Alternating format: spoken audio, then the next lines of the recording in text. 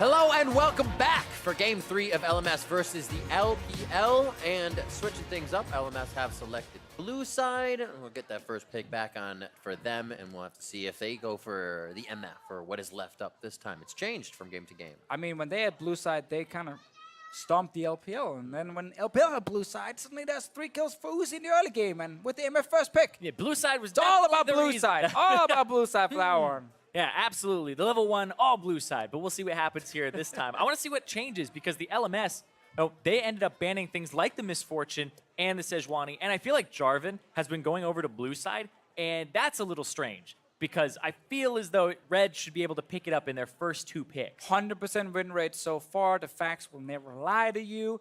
Therefore, he is considered the most broken champion in the game. Absolutely. Azir just lost, only 1-on-1 on the day. And I also want to see if these teams, do they go further towards the crazy level 1 invade style, where they're like forcing plays left and right, or do they go further towards the let's wait 20 minutes around Baron where we don't want to risk anything? I'm actually not sure the further we go into the series because you obviously want to win. Yeah. But you've now seen both sides from both teams because that invade from LMS was so crazy. They didn't have to do that, but they just felt like But they had a game advantage, so they got to go full all-star. Yeah, right? exactly. So as soon as you're up in the series, you get what to do you make do that now? It's call. 1-for-1.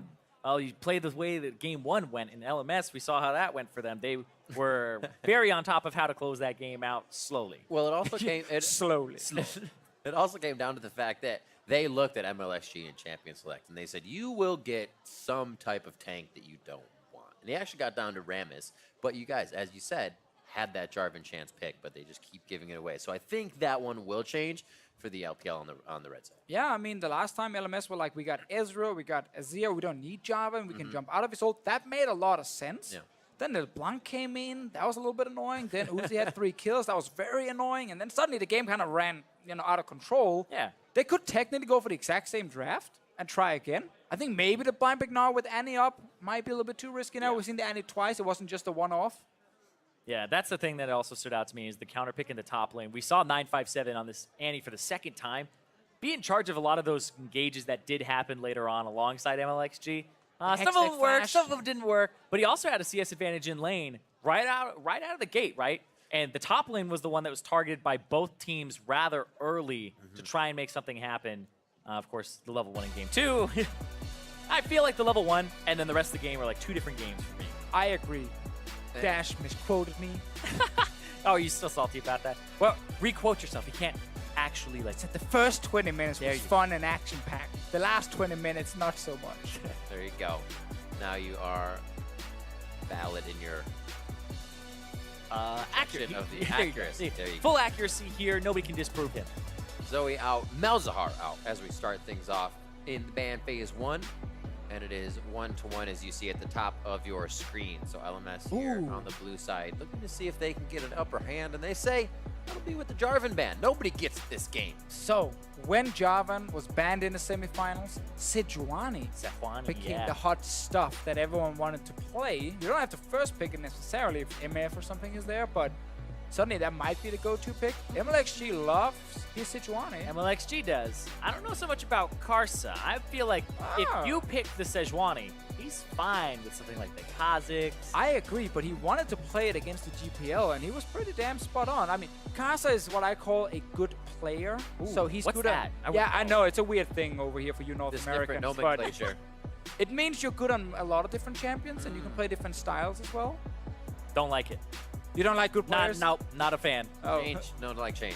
Don't like change. Huh? LeBlanc gets banned out. Oh, But actually, those are the chains. A lot of quick targets now instead of just saying this is what could be effective. Yeah, now we're seeing Misfortune, Sejuani, Ezreal still all up right now.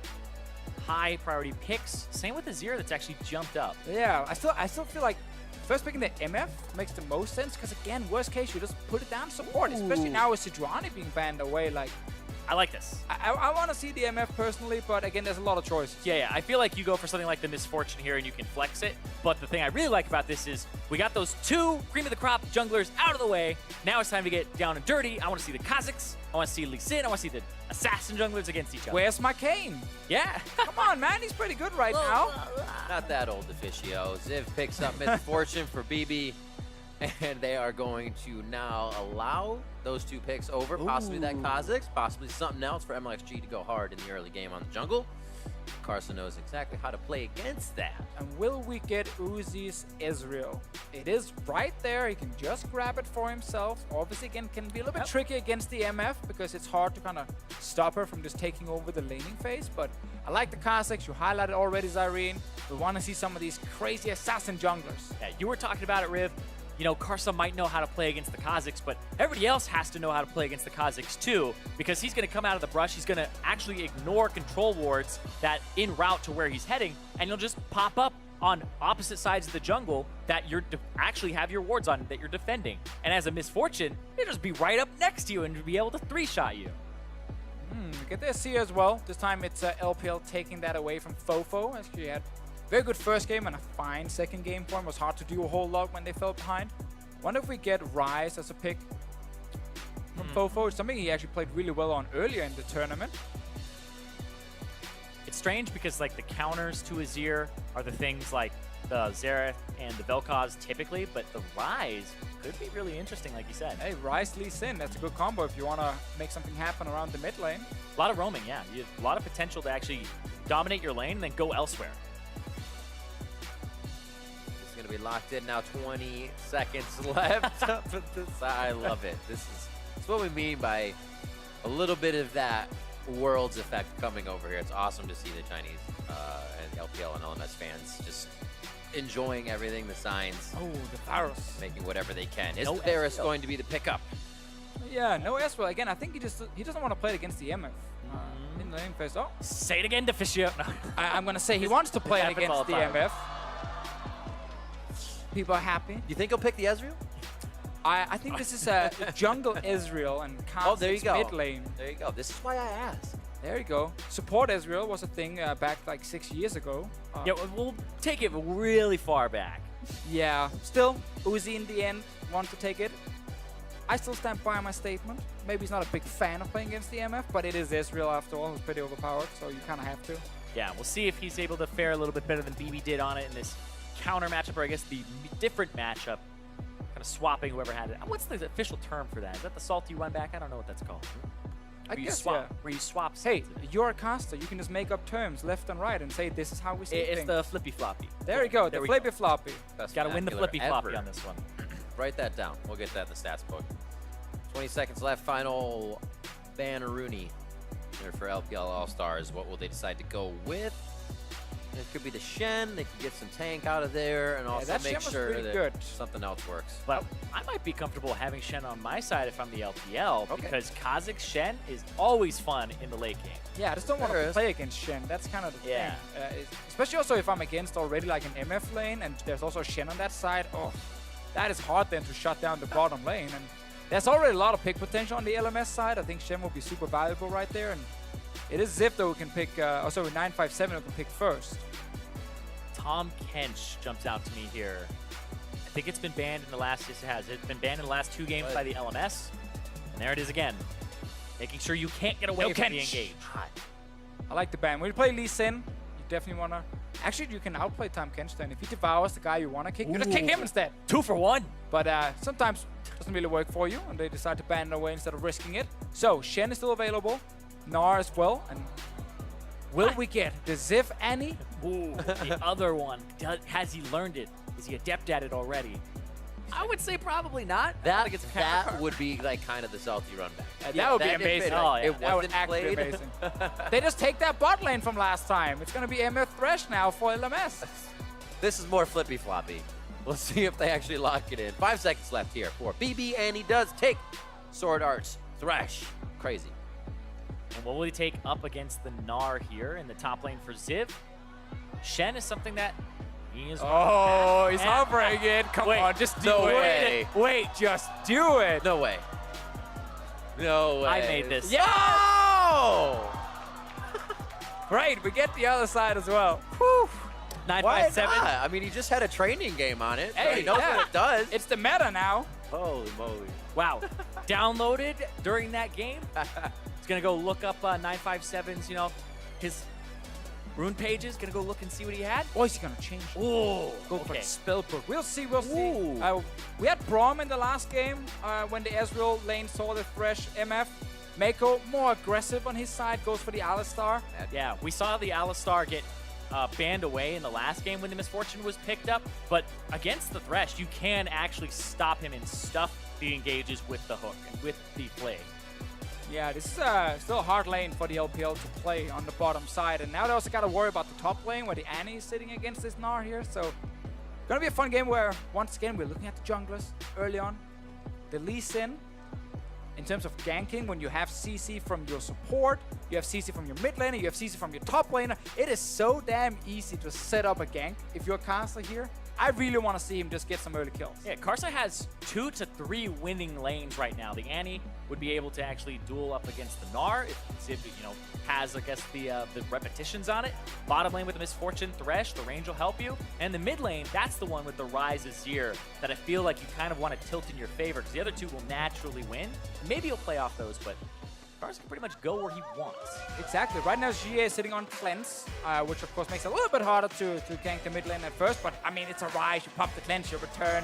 It's easy peasy. Still though, LMS can come out swinging in this game. They tried last game, backfired pretty horribly. See it, but you don't want to play backs against the wall either. Just don't play all the way inside the enemy's jungle at the beginning of the game. You come out all right. You fare well. We'll have to see how they fare here coming in to game number 3. They're all tied up on the rift. We'll see who'll be able to get the advantage here. The LMS versus the LPL as we switch sides once again. And we'll see who gets favor in the early game. Whoa, Trap God. You're welcome. Good job, Riv. You're welcome. But still, I really want to see... Oh, no, Ziv. No, he's got the area. Okay, I guess it's the meta now. I guess I have to accept I mean, he's just copying what happened against him. He's like, I'm going to say exactly the same thing. I'm actually waiting for the runes to see if he's just copying everything. Does he have literally the same page? We'll know in just a second here. Because 957 ran with Mana Flow Band and Absolute Focus, these kind of things. Ziv is actually running with Ultimate Hat in this game here on the Annie, so wants less cooldown on the Tippers. The perma-tibbers. And he has the stopwatch as opposed to having Hex Flash, so... not as much of a fan. I like the flash plays. It's almost like he traded for the backwards initiation. He's going to ult more, but won't flash more. It's... Yeah, I totally see you on that one. Right. And Ultimate Hat is interesting. I feel like there's that, I don't know if it ever got changed, where you stack up Ultimate Hat immediately by pressing R on Annie and moving can Tibbers move around, so you get all the stacks right out of your first level 6 gate. So Feel like it's something that would get fixed. yeah, I'm not revealing. Then again, you stuff. never know. You never know. We'll see in this game. Otherwise, Celerity, Scorch, the super standard from the Like sorcery tree. confidence. You gotta get the movement speed. You gotta get a bit extra damage from Scorch in the early game. And of course, you said perfect timing with the stopwatch and Cosmic Insight for just less cooldown on everything with this Annie here. And we're basically gonna see an Annie who wants to fire as many Tippers as possible. Will not have flash for all of them, sadly, for him. But I guess Tippers on its own will do enough. Mana Crystal start for FoFo on this Ryze now. He has had the 2 Azir games, and now he gets to fight up against Xiye Azir coming into game number 3. Towards that top lane. As we said before, 957 was on the Annie last time, and Ziv was on that Gnar. So we'll have to see how this one plays out. They've watched each other play it. See who can do it better on the switch. It's that, Flippy that's floppy. Super Galaxy Annie as well. Yeah, it looks pretty damn sick. I'm trying to sell skins over here. No, I was like, is that Hex? No, that's not Hashtag Hex. What's its sellout. name? I was trying to think of the name. Well, he's already got the lane pushed up a little bit, as you would expect on a 957, as we take a look at the bot lane. Still pretty tied up here as well. And Uzi staying just to the left to stay away from those double ups that BeBe wants to hit. Now, I want to talk Alistar a little bit. I've been using him a lot here in the off-season. I think Aftershock is, of course, amazing on these all-in supports down the bottom lane. Level 3 is an amazing power spike for him. When he has access to all 3 abilities, you can combo in with, W, Q, you actuate your E before you do this, so it actually will start ticking instantly as you hit on to BeBe in this case, which is the most likely target. And the amount of damage you deal, because you have all the damage coming from Alistar himself, then you have his Aftershock proccing, you have an offensive summoner. That is crazy good all in. Great. You want to get level 3 first, though. Great play and great hit. The bullet time is, make it rain. keeping Uzi separated from the fight right away, and they trade a bit of the same damage. Yeah, Uzi, though, he did get a free health potion from the Kleptomancy, so he actually hasn't had to use one yet. Just that one that he got. Scrounging around, find it on the ground, take it up and drink. Also, we Probably safe. We have to just look at the HP of the LMS bottom lane when that Alistar level 3 hits. It's right now, because, again, this is where, again, Meiko get access to that potential all-in to see if he can actually kill anyone on SwordArt and BeBe right now, knowing there's a jungler behind them. Plays it very safe. Or maybe they're so scared of the level 3 power spike. Like the backwards hit on the Scryer's Bloom as well for Mlxg. If it would have hit the jungler or anybody else, they say, oh, our Scryer's Bloom is taken. He uses it backwards and still gets a little free time in the jungle. Look at the zoning. Power spike. Boom. Scuttle Crab for Mlxg as bot lane continues to poke it out with Q's baby trying to get in range here for a little bit of his own. Man, this is hard to play as the Thresh because you want to play the Alistar headbutt, and you have to do it very quickly and do it off of reaction. But then also, you want to be there to Lantern your AD carry out. So you have to go between, am I going to be able to do this? That's the all-in, baby! There's the Lantern. BeBe's already actually walking towards SwordArt. They don't separate. Karsa's just on the here. edge. Oh, Meiko into the turret! A little too far without the help of Uzi. And first blood to LMS. Alistar's OP! The Give it power over the spike. first blood. The power spike sucked. He tried, he died, he got completely baited. BeBe was like, yeah, I know exactly what you're gonna do. Normally in my solo queue games, it works way better.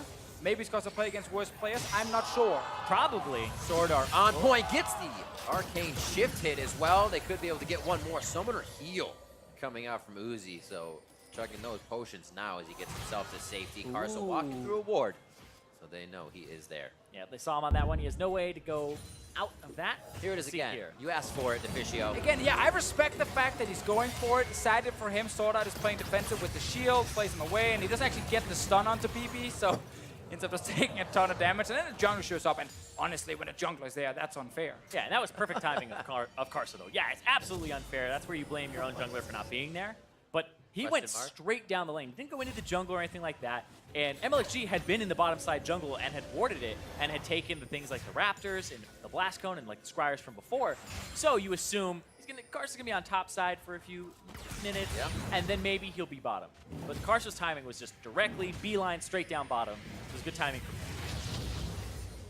Ziv back to top. This may be 957's teleport now as they get themselves resorted with some items. That's Lucidity boots in. A Ruby Crystal for Ziv. He can take a few more hits, but also make sure he is clearing out these spells. And also being able to ult a little bit quicker. It's going to be nice for him.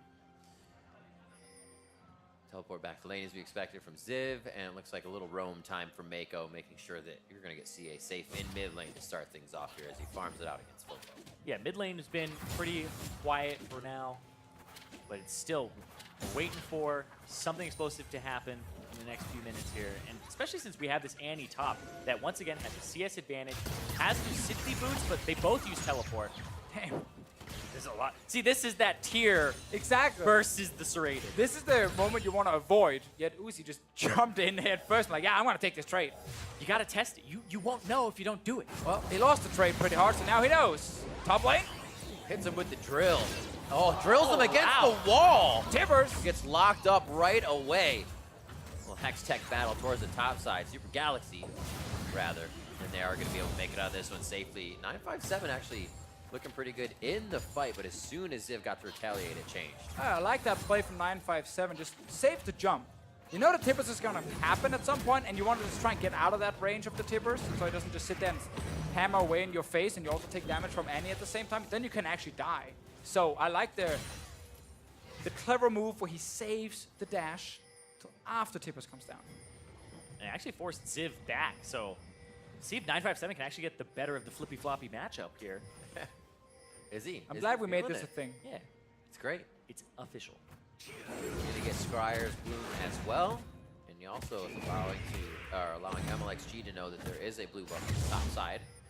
And they may be able to give Karsa and FoFo a little help for that. Ziv has a long walk back to lane as he's been losing just about a wave to the turret and still pushed up for 957, who has control of that now. Yeah, and Mlxg been able to just kind of farm up. He wants to hit that level 6, evolve the R, and then suddenly add extra mobility, able to cover a lot of ground, and surprise with a lot of ganks. That's a good hook. Hit after Whoa. hit. A level 4 Meiko. Instantly going in when they saw BeBe's ultimate, saying there is no reduction in damage there. Let's go for the kill. Ooh, look around the mid lane. We actually have FoFo moving to the mid lane. That's exactly what I wanted to say. Hey, with Realm Warp, it could have been anywhere. He just wanted to walk into river and back to mid. That split second. You see, doing the Ryze classic, the 3 points Q into maxing E first, because the E cooldown was actually changed. So you want to have that max as fast as possible. The other Ryze classic is walk bot lane and use your ult to get kills. We didn't get that one yet. Nope. It might happen later. It was actually pretty good that he didn't do that, because Mlxg was there, hanging out. Great, more kills. Yeah. Okay, so when I say it's good, I mean, okay, you know what? You're right. More kills. Ziv going in. Ooh, flashed in. Nicely done from Ziv, and that's going to be the last hit from Karsa onto the turret. In and out for the LMS as they pick up the second kill of the game. And it's so hard to play Gnar in this matchup because you're sitting in mini Gnar and you feel, okay, I'm far away from the Annie. I'm just trying to farm with boomerangs and then smack flash tippers, or flash Q in this case, to get the guaranteed stun onto the Gnar, so you can't actually flash away from it. And then Karsa shows up, secures the kill, want to get the tower. Xiye is here, 1v2. Forced to now pressure out of lane. Good thing his is centered. We're still looking for this Reset. turret, though. This time FoFo is actually coming. There you go. No, FoFo is running back to mid again. Nope, scaring him off.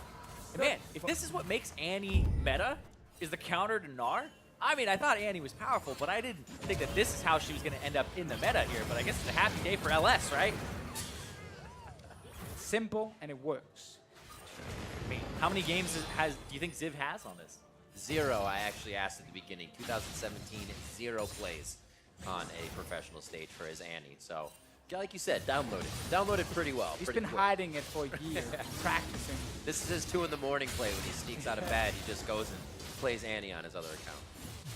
Well, bot lane at the Show. moment, Riff. I want to see more all-ins, but the problem is when the level 3 power spike fails, what do you do as an Alistar? You start crying. You realize you don't do anything in lane. You go to other lanes. If you can't all-in as Alistar, what do you really bring? They're going to actually ask me, like, you want me to color outside the lines here? We can do that. What would you do as this Alistar? I would probably start roaming to mid lane and see if they can get a kill onto FoFo, but that'd be hard. You already have perfect timing in those stopwatches on both mid and top. So what would you do, Defigio? I would try and call down my jungler for a surprise play. It probably wouldn't work because the enemy team already got vision in my jungle, and then I would realize that this bot lane tower will either die or we'll have to take a fight around it to protect it. And then again, you need the jungler, you need the mid laner, you need probably the top laner. Well, we'll see if we can get subbed in coming into the next one. But for now, I think they're sticking with the 5. No quick kicks on this. Ziv still holding down top, a little action, and then that fizzles out as we're waiting for those teleports or flashes to come back up for their respective sides.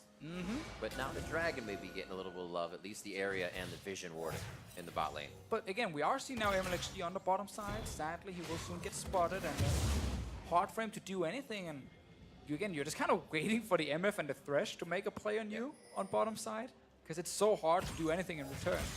And this is such a strange spot to be in as a jungler, because if you're on the LPL side, if I'm Mlxg, I know my bottom lane has gank assist and they could go in and maybe do something about the misfortune, and I want to protect that bottom side. But my top side, there's a very low turret up there, and if I'm Karsa and I'm trying to get into Karsa's head, I would think Karsa would want to come to this top lane, right? It's like that mind game on top of mind game. This turret is so low, Karsa got it incredibly low. 957 is going to push up. Oh, the call worked. He listened. There you go. As a ward. Didn't say it was a good call, and I wouldn't waste his time, but at least the jungler came down. They hit the level 6. They're trying to at least get something activated right away. You gotta place the control ward first, Good sharing gold. and then he comes in.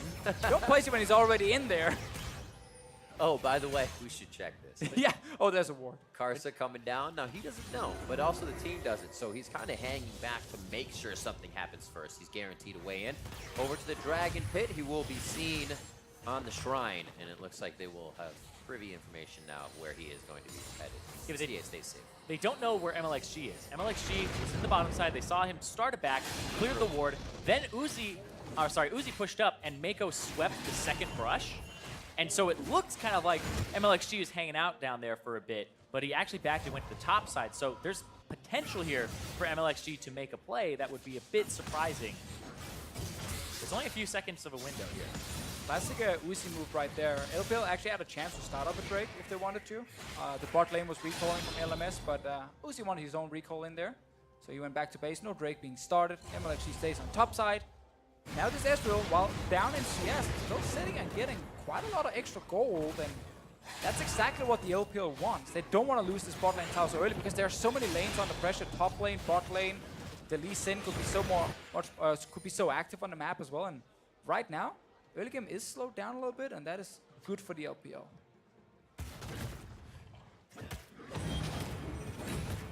For Karsa, looks like they're trying to get under the skin of the LPL here as they start stealing away a few of the buffs. Spawning on the other side is LMS Blue just now, but that control towards the bot lane opening up at some point. We've only seen a few hits for presence on Mlxg. Then he walked out, and Karsa's really been hanging off on the wing. A lot of slow play so far. Yeah. Ever since those 2 kills came out and Karsa was able to affect the lanes, no turrets just yet.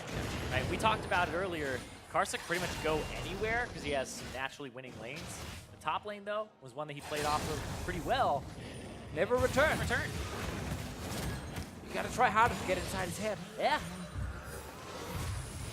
Well, at least they can go bot lane now with the Ryze. This play is a little bit delayed, but now it is happening.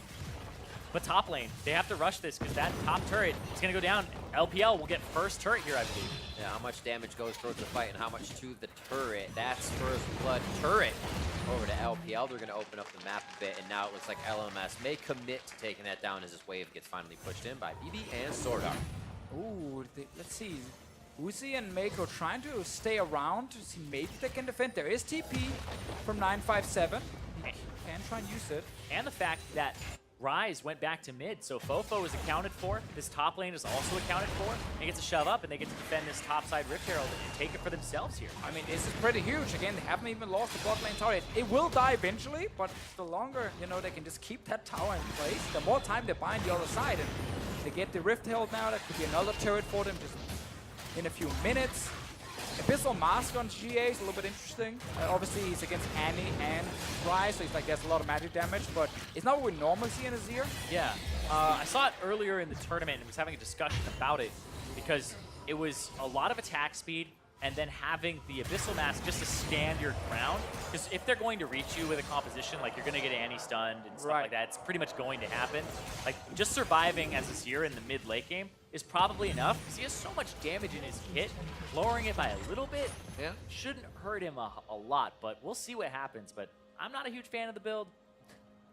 He expects to be kicked right into FoFo. Yeah. Right? Also, like, people talk about having a Morellonomicon on him for, you know, CDR and also mana. Little mana. But in this case, you go for the Abyssal Mask, which has HP and mana on it, and then you get the Nashor's Tooth for the attack speed, and then you have basically like almost like an 80 carry build, where you have the Nashor's Tooth for attack speed, and then you also have, when you have 3 soldiers out, more attack speed. So you just stand in one spot, there's be this tanky auto attack. Well, in this game, Xiye. Oh, let's see if there's a fight. Boxes up, broken by Meiko. Very nicely done for him to just slowly step into that so the rest of the team doesn't take damage. But they still can't get through it with the slow. It would add, they back off. Quick hit there, and looking around for summoner spells. They are all up. Also have Xiye with the rune choice of Transcendence in this game here to get 10% extra CDR for himself. So should still be able to get fully capped out in this game here. Obviously, of course, Nash's Tooth will give him a lot in that regard. And at the moment, we're kind of waiting for another kill. Karsa just missing that one. Sonic Wave, slightly short, but Thought the I hook could hit it's it. not. Once, twice. They get it the second time. A good kick. The last bit of the kick hits Xiye as that summoner heal comes out, and he gets himself to safety. Abyssal Mask saved him there, just saying. He would have been dead otherwise. It's enough HP. What an item. What a play. What a save. What a play. He purchased it. It's great. But it did work out for him there. You know, hindsight's always 20/20, but If you have 20/20 sight. 17 and a half minutes into the game. A little push from 957 on the top that is past River. But he's got the help from Mlxg to be there if things get a little scary. It looks like LMS is going to take this time after that mid lane fight to get back, figure out what other items they can get under their belt as they head back out onto the Thresh. Looks like it's just going to be mostly vision at this point. Yeah, and it's pretty damn huge that 957 actually got that tower top lane. He's not really struggling in the 1v1 at the moment. Got some tanky stats under his belt, and it's a big change from what we saw in the last game, where obviously 957 just kind of ran over Ziv with their Annie versus Gnar. So this time around, much better. LPL again trying to just scale to late game. 2 items on Uzi now, almost 2 items on Xiye. Yeah, and we're back to even gold now. So there isn't really some enormous advantage to really leverage just yet. I feel like the kind of things we're looking at here are, you know, the scaling, but also there's a Rift Herald to be used by Mlxg. Where is that going? Because that you have to use it, right? 100%, you have to use this thing. Where's that action going to be? That's what I'm grasping at right now, Deficio. I hope he's going to be like, nah, I don't want to use it. Saving it for the recall and then let it run out. Or we see the sloppy one where they just put it in their own base and we're just like, oh, it's going to have to walk all the way down and die. Yeah, that's the roulette one. Sometimes you just go in the fountain, and put it down. Where are you going to go? Set her free. Ooh, that fighter. The Krug Shelly? No, he's Krug Shelly. Yeah, he killed his Krugs just a moment ago, so I was hoping for it. I was watching for it, and that's why. There he goes, there he goes. Meiko not looking like he wants to ult just yet. Arcane Shift doesn't get over the wall, but he is forced to ult everything. Reactively used here from the LPL, and they're still able to bring him down to half HP with just one of the members. Not looking good for LPL here. We'll see if LMS can push a slight advantage. It's going to be Vision for now. I mean, yeah, as long as LPL can keep stalling, you can see how they're not taking the fight. They're just disengaging instantly. That's still okay. Riftel now plays in the mid lane. There's a lot of members to defend from LMS though. Literally it was going to expire, and he just decides to If they get a drop it down shot, there. worth it. All right, mid lane turret's going to take some damage, but they can't really back it up. They have no Alistar ulti. They can't dive. And that's going to be a poor Rifter. Looks like they want to move together. 30 seconds on the Drake. They say everyone in the river, we need to gain control of this, and we need to back if you can. Get some more vision on the map. Looks like that's what Meiko's going to do before he gets himself back to Dragon. Maybe they let it go based on their positioning right now. I thought it was the thing, Deficio. I thought it was going to do it. I thought it was going to change the way the game was going. And we saw, like, when the LMS in Game 1 had a lead, it was slow. Game 2, LPL, slow. Now, neither team has a lead at the start. They're gonna happen? equal. I feel like they're both just waiting for those plays where it's like, all right, everybody's on the same page. And it kind of has to align, right? Low coordination between 5 members of these All-Stars just thrown together. Gotta have kind of the stars align and have that play happen. Because both teams they made it here because they're good enough. They both took down games. I mean, the LPL squad with boot camping and everything. So the whole coordination thing, actually, for these teams at least, I don't feel like it's been a big problem. They've actually been pretty spot on in terms of what they want to do and do together. We can maybe looking at a big dragon fight. Mlxg, second activation of the ultimate. Nothing is going to come of that. It's a Run away, down for everyone. Karsa. Run away. Mid, though, LPL have inside track because they were able to cut him off here. That turret already took a hit from Shelly. Walk up. Go, go, go, go. Get the turret. Go, go, go, go. Side track to Don't the let it back in. turret. Go, go. Go. Ziv on the side has the ultimate. Do they really want to give That's a themselves? big Oh, one. he's kicked back with the Missile Mask! Oh, Missile Mask saves Xiye! And he's he goes down. There was AD damage coming through there, but FoFo gets the last hit. And 22 minutes in, we were waiting for something to happen. Karsa says, now is the time. Where are his guards? Somebody needs to walk. That choke point. Like, Meiko, get in there. Just defend him long enough that he can. Terrifying to get sideswiped by an Annie. Let's kill the turret. enjoy. Let's enjoy one of That the was well played. thickest Lee Sin plays. That was kick flash, too. I love that when we see a Lee Sin use every single ability to end up in a sick kick flash to knock back a carry and secure a kill. Not sure they can get much else, but at least we got some flashy plays from Karsa. Yeah, Karsa with 100% KP for his team right now. I feel like it's been almost every game. Yeah, Karsa's been doing work. It's actually been quite a tournament for, funny enough, a jungler who during 2017 had a bit of a quiet year. It wasn't the same kind of carry performance we used to see from like him and Maple, of course, on the side of Flash Wolves. And even going into Worlds, I was kind of down on him. I was like, I feel like this is not You're just a been bully. the Karsa I want to see. Well, because I love him, right? I want to see more from him. Just a disappointed dad. Yeah, exactly. That's But what you do with Europe all the time. I know. I think, yeah, it's true. but- No. I mean, I think World's performance was fine, and now All-Star performance is spot on, and that's the important one, of course. We gotta perform at All-Star. Exactly. It's kind of like I wouldn't say like redemption, but like we talked about how the LMS for like a year and a half, almost 2 years, they were the Korean killers, and that they were this region that was making it out of the groups and having multiple teams into the They're fighting, Cyrene. What? Is anybody They're gonna die, not though? fighting. Slight run of the bulls. Meiko had something to say there. Had to use his ultimate. Gets himself. Actually, did not have to use his ultimate. I'm sorry. Gets himself to safety with just the E. They just want this mid lane tower, man. They've been working on this now for a few minutes. Annie?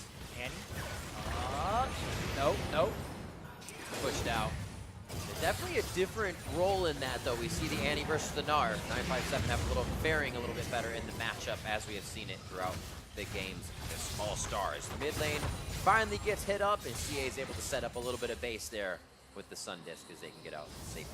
Yeah, but they got to use the Sun Disc to get something. What is it for? Is it just It looks to throw really it down? pretty.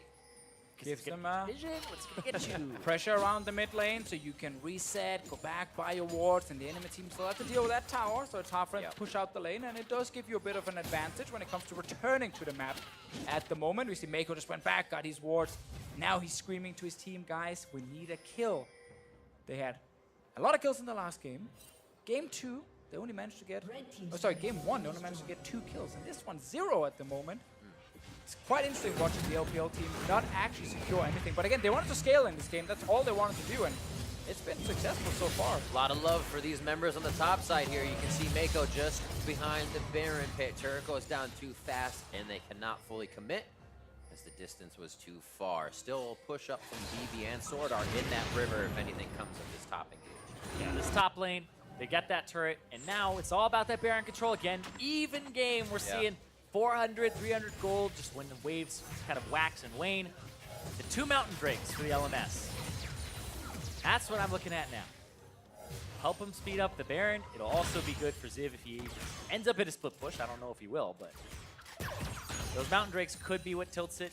Otherwise, looking for those fights. And Deficio, you were saying, LPL, it's a little uncharacteristic that they aren't taking fights, especially a lot of these players. A lot of these players are known for their aggression. Again, I mean, the third game is played shown here. Both teams are trying to play like as spot on as possible and not really go for any crazy plays, but they don't need to. They're not showing off anything because it's All-Star. Like, it's more like, okay, what is the next step? Slow and steady, set up Baron now, force a fight around that one. LPL are ready for it. They're all up here trying to defend. Hey, LMS. Ooh. All right, I like we go. DP coming in as well on the ward.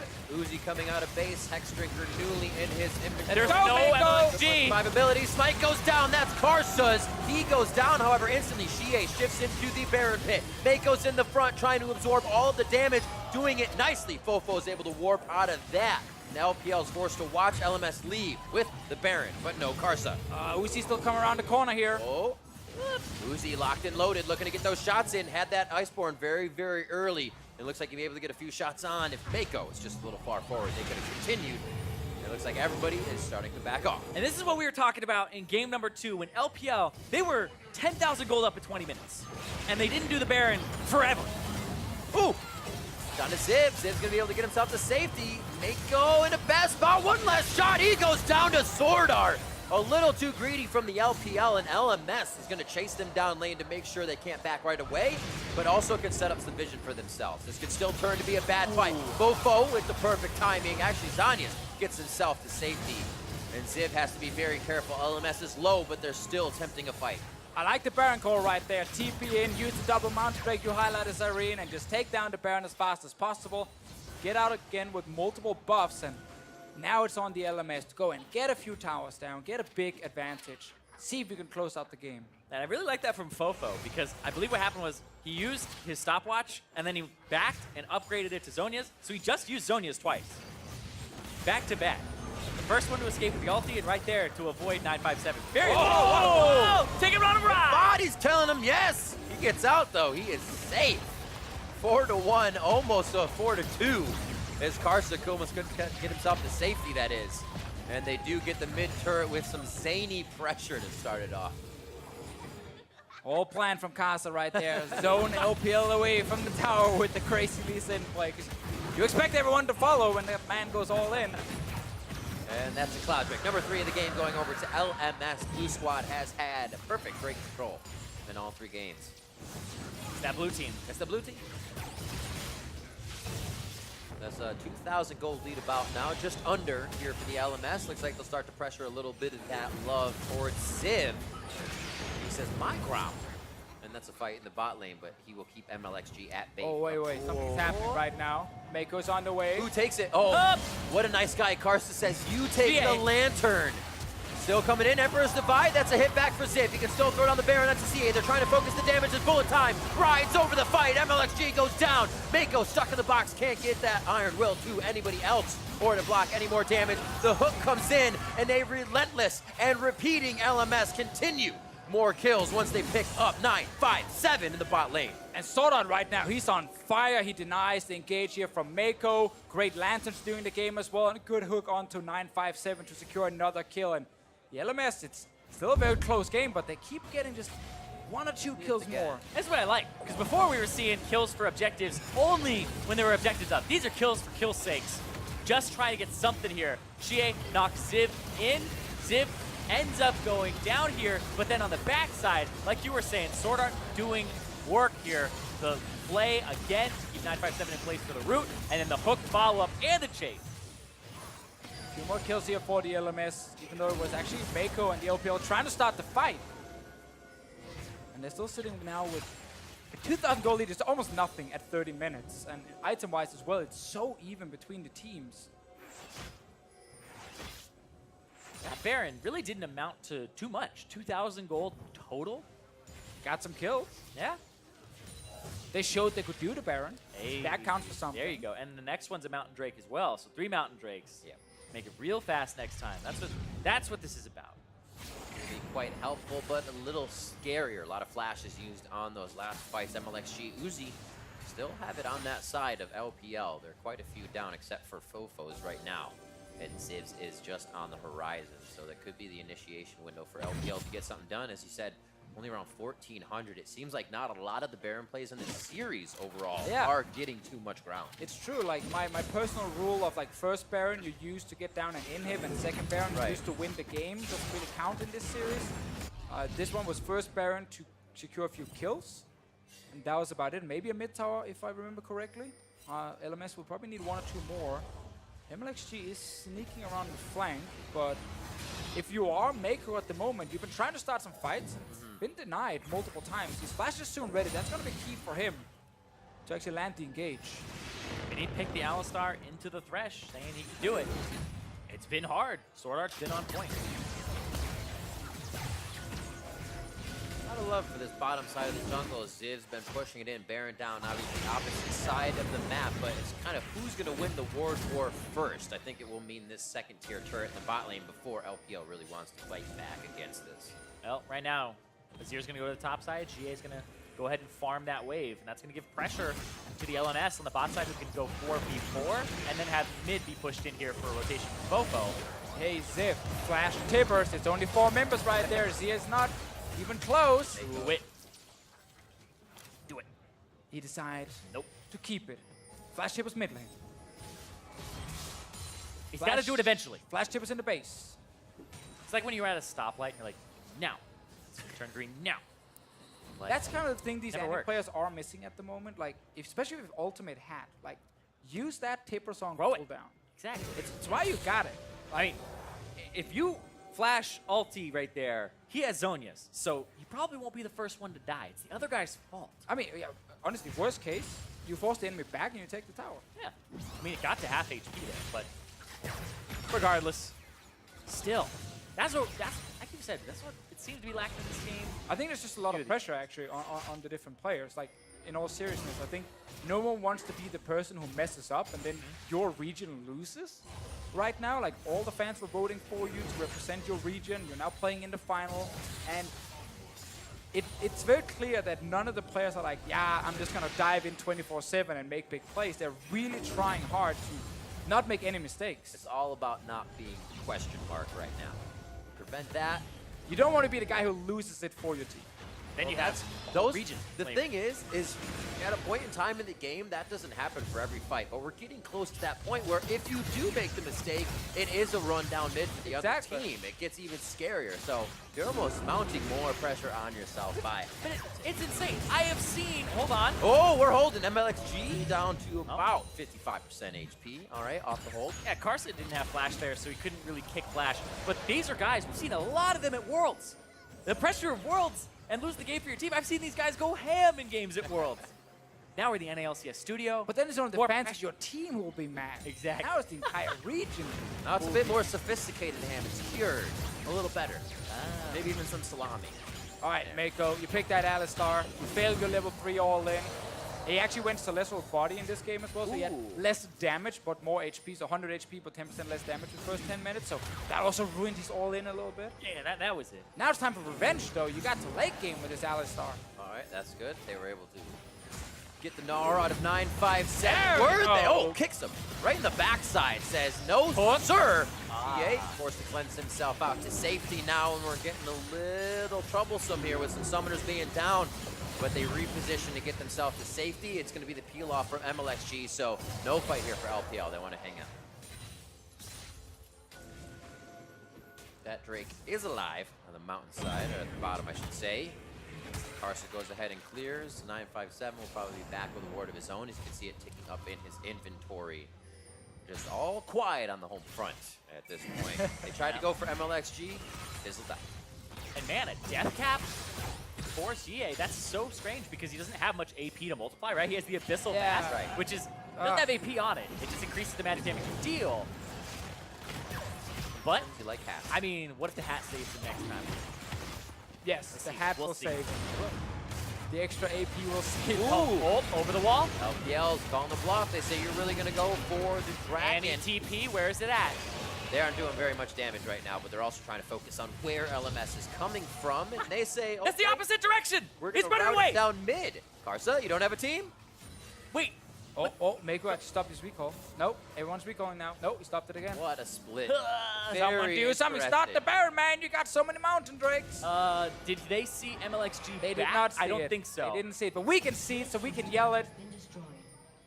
Why don't they listen? Oh, that's not into the Baron. Realm Warp, they actually are seen by the minion wave as it comes up. Alright, how do you- Teleport's coming in for Ziv. How do you get out of this one? The LPL. We're about to find out right now. It's a choose your own adventure, and it's Meiko wanting to go in for the first chapter. He's inside the box, but the will's keeping him alive. Ziv's forced to use the Zanyas. Uzi just on the edge now. Ziv down. Firing the shots. Great kill by 957. And now they're going to MLXG. continue going down to the fight. They will try to rout LMS, keep them out of the Baron pit, and either get another kill or start this up for themselves. So the entire LMS team just walked up with the Ryze ulti, 5 versus 3 situation, but because they didn't know where Uzi was on the map, they actually got afraid and they ran away. MLXG Everybody's holds running the away. ball. But like they ran out of a 5v3, ended up then getting engaged on by the entire LPL team and lost a member. You They guys know. are antsier than I am right now, but it looks like LPL may be right there with you. And that's baby. going to be the bullet time. BeBe lets it ride over LPL. Meiko's low, but they're able to still turn. And Karsa behind the turret is going to have to watch his teammate go down. Lantern there. Safety follows. True Shot Barrage will not take down FoFo. And now 957 on the turret being the tank that his team needs. The tank that his team deserves. And they are almost able to pick up another kill. The LPL bite back. That was sick across the board there. The Lantern, FoFo being able to hit it just in time, but still, the LPL come out on top just barely. And they're not going to do Baron because Too much fighting. Couldn't do Yeah. Baron right there. Ziv is actually on his way back. He's going to find Uzi. No, he didn't find Uzi. So close. Say goodbye. I mean, Uzi does have a lot of MR, but hold on. Whoa! Are they in the pit? They're starting it. Yeah. She Oh. is low right now. Keeping the back. MLXG just backed. He's in base. That's Rushing Baron. Oh, it just walks Timbers everywhere. 45 seconds of hunts. This is great. He's on the other side. Can he blast cone? That would be Uzi? fantastic. Blue, smite. Going over to Karsa. Actually, good shots from Uzi and good effort. They're going to go ahead and clean out the vision. They have time to do now, but it's all about the lanes and where they will be pushed. How can the LPL stop it? We'll see the fight once again, though. Yeah, so Meiko is going to make the 6th place down here with the blast cone. Sneaks in behind, gets onto BeBe, and now the LPL chasing on. It actually means they're like a little choke point where the MF ult is going to be absolutely amazing here. Yeah. Hitting so many members. Oh, but then Xiye gets in, able to slide forward after flashing, and gets the soldiers where he needs them. Right here, this is sick. And because of the chase and everyone actually being pretty low on the LPL side, it allowed LMS, once they came back out, to then TP in, use the Mount Drake to secure the Baron. And the person they killed was MLXG. They killed the Smite, so he was back in base and had just respawned, and they used the Ryze ultimate to get there. And look at that. Bullet time, just enough. So far, we can't really praise LMS' ability to start a fight because they ran away from that 5v3 at first. But the ability to do Baron has been pretty good this game. Yeah, it's definitely been quite good. And hold on the other side, Karsa. Randuin's hit to try to get himself to safety. Rune Prison down at a 957, and it's going to be the 1, 2, 3. And thank you very much, says FoFo and Karsa, as they pick that one up. Sadly, they don't have any minions right now they can use. They're actually all just killing the bot lane tower. Meanwhile, mid is pushing against them, top lane is pushing against them, so the LPL should be able to defend. Yeah, this wastes about 40 seconds plus of your Baron if you're trying to walk minions to the other side of the map. So they aren't even going to get near a turret for a bit here. We'll see, they're trying to shove everything out, right? Because when you have shoved minion waves in, even though you want to, like, 4-man bottom, you have to take care of your top lane, you got to take care of your mid lane, so you can't be counter-pushed. And we'll see them start getting to these turrets. They got to control the jungle, too. Controlling the jungle is probably a #1 priority as well. We just saw how well the LPL actually fought in that blue intersection, being able to attack over walls, soldiers over walls, void spikes, boomerangs. Kind of left the LMS running for the hills, not being able to trade back between those structures of the wall. Meiko now just getting a few wards out. They know this is not long for the world. Can't really guard these outer turrets right now with the amount of power in the game. So it's all about standing strong on the stairs of the base. And now with triple Mountain Drake, again, it's a few seconds and you kill a tower and you get into the base. But they're going to be afraid of the potential engage from Meiko. Xiye sitting with 4 fully completed items. Uzi's pretty fed as well. Like, this goal lead doesn't really matter at this point here. We are in the late game. That's exactly what the LPL team wanted. They played so safe the first 25 minutes just to get to this point of the game where they can actually start fighting properly. We saw that earlier when they tried to force around the Baron. It's going to come down to execution in those fights, but we saw how the LPL were able to handle themselves against Korea. Came down to late game team fights sometimes, and even against, I believe it was North America, where it looked like the LPL, they were on the ropes, but boom, LPL team fight came in, and we saw people like Xiye step up, right, and have fantastic fights alongside Uzi. So if I'm the LPL, I kind of trust that I'm good enough to take those. May not be the LeBlanc or the Kassadin, but he does have the Azir, and he can still make that same impact. Those outer turrets are all gone now for the LPL. They have to decide where they will actually take the next fight, if not, then check. Now that we talked about the LPL fighting, I think moving over to the other side with the LMS, it's quite interesting with their composition because it's not a traditional, 2 tanks in the front and 2 strong carries in the back who just need a lot of time and they will win you the fight. Like, it's so much upfront burst, like flash tippers, MF ulti. You can win the fight in a matter of seconds or lose the fight in a matter of seconds if you are the LMS, because if your MF gets interrupted, if that tippers doesn't, hit properly or doesn't actually get onto anything, then suddenly you don't really have these big ultis and your team fight looks way weaker than the LPL one. Yeah, they have some almost like wombo combo type ultimates as opposed to like sustained damage in the fight. But they do have kind of pseudo tankiness because they have 2 Zhonyas, whereas there are none on the LPL side.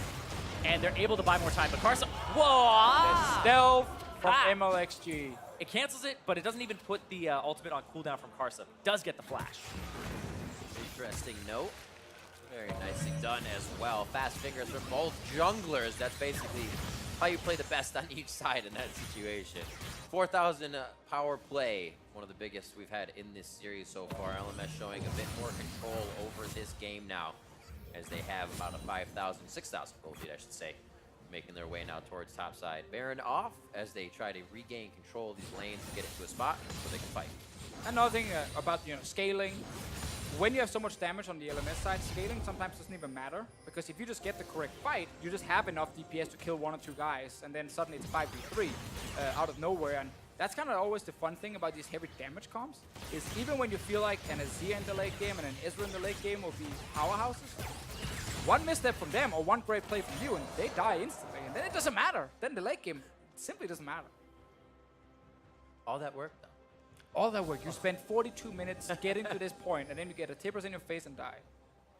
That's, I have those memories. Uzi's trying to prevent that. Has himself 2 magic resist items. Full build at the moment. Cross Rifto BeBe, Edge of Night, I think would be his last item here. So he might have a spell shield for himself as his last lethality item. I feel like we haven't seen that item in a quick minute. Has HP on it. Like, I gotta keep remembering that. Used to be almost a first buy. I remember that when everyone had it. Yeah, it was like, it wasn't good enough, and then they reduced the cooldown on the spell shield. It's like, what is happening? Push the fight. Mlxg hit the ultimate off. Just some void spikes out as they don't find a real initiation. They don't even find the ward clears. LMS is strong enough to stand tall in the mid lane. You need these minions pushing. Aggression over the river means they have a bit of safety to fight in. A forced ultimate from Meiko. And he is out of this one. What do they choose to do with it? Oh. A little bit of a bounce back. He's there. trying to get flash. Safe. He's trying to get the Alistar flash there and just kind of spook him. Because Meiko, he just used the ulti. That's a win for the LMS. And they didn't have to use much to get it at all. He did throw down, I believe, the Ignite from SwordArt, though. I mean, big play because now you get full control around Baron. You're kind of hoping that someone else from LPL will face check and you can just kill them instantly. Meiko's on his way back now. Obviously, cooldown is on cooldown. I mean, even if they... I mean, ulti's on cooldown. Yeah, you aren't wrong. The cooldown is on cooldown. I mean, that's how it is. That's cool, man. That's a top-tier analysis. That's why he brought you all the way from Cooldown is on cooldown. That's my catchphrase. I couldn't have said it better. Pulse out the window. Pulsa. I don't know how to say it. Pulse. Little pulse. Anyway, Pretend you have a potato in your mouth, and then you can say it. a pulsa in there. Might be a little better. I had the Danish. Yeah. Sounds like you have a potato in your mouth. That's what I've heard. And in game, at 44 minutes, Mountain Drakes, 3 of them. LMS and the LPL just facing off in the mid lane. Hear that Baron. pretty interesting to think that LPL still only has 3 turrets. Those outer ring of turrets is the only thing off the map. So if they do actually get a nice fight where they can go around the horn, it's a whole lot of gold they can pick up. I don't know if they need it at this point. No, They just need They the just Nexus. need to get forward and make some moves, find the advantage. You don't need gold at this point. You need kills that lead to objectives. You need objectives that lead to closing the game out. And you need to sneak some backs in. We just saw BeBe kind of sneak one in and get his Edge of Night completed there. So full build for him. We also have Annie with full build. So Ziv ready to go. And right now, it's like gold doesn't mean much. There's the engage, though. All right, they find Ziv. They say if we can actually get Ziv's flash, maybe the engage won't be as good. Meiko still follows. SwordArt throws it in, but does he keep himself in a bad spot just to stop the fight? And he does. He gives himself up. And I don't think that's even what he wanted to do. Yeah, I mean, he definitely doesn't want to give himself up there, but look at this Correct. Mlxg against Karsa. Karsa over the wall, kicks him back. Now it's a chase. Now it's, okay, we lost one. How much time can we waste? Elder. Kill the jungler so you can do Baron. That's fantastic for the LPL. Meiko! Almost got a kill onto Meiko, but he says, I see what's coming. I'll give you the delivery for free so we can get the kill. Signed for and signed off on Elder Drake to LMS. Baron to the LPL. That's like the best trade possible for the LMS after actually losing the fight. 2 people? The fact they get an Elder Drake for the Baron after losing 2 members is pretty sick, but Yeah. we just got one of those fights we talked about where the LMS did not manage to land the wombo combo. There was no tippers into MF ulti, so they can't really do a whole lot without those big ultis. Yeah, we were talking about LPL team fight. Meiko sees an opportunity, goes on the cannon minion to get the pulverize onto Ziv, and then they start looking at Ziv. The lantern is down now, and then SwordArt ends up having Xiye go in on him, and then he decides, all right, I have to go in. Right. Throws a flay, but like Ziv's off on the side, Annie's ulti never comes down, BeBe doesn't have position. Right. Like, if that Thresh play happens with the follow-up, it's a different fight, but the LPL took it because they're like, all right, I guess SwordArt's gonna throw himself in. And that's an important thing. If Meiko can keep forcing the fight, then it's not the flash tippers going against him. It's just him saying, okay, now we fight. We have a front line. We have a back line with Uzi. And of course, Xiye, who can just kill whoever is actually standing in front of us. And with 2 weeks of playing with each other, you don't always know exactly what the other person's going Yep. to do. Is SwordArt going in now? What's the call from him, right? Because you could turn these things around if you had played with them for an incredibly long time. Kind of get the other players' instincts down and their tendencies. But Absolutely. the LPL, I feel like that team fight, exactly what they needed. And Elder Dragon is already ticking. It's halfway over.